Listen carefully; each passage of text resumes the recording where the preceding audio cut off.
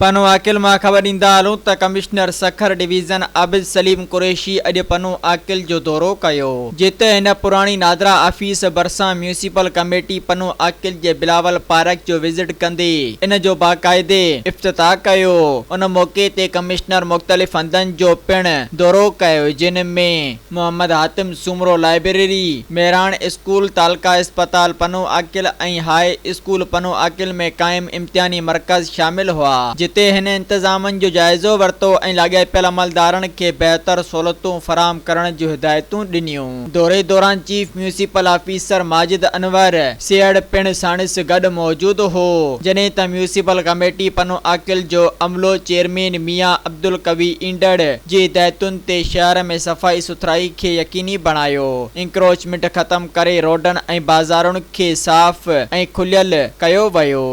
Subscribe कयो अवामी news HD खे ऐं ताज़ा तरीन ख़बरुनि लाइ ॾिसंदा रहो अवामी न्यूज़ HD।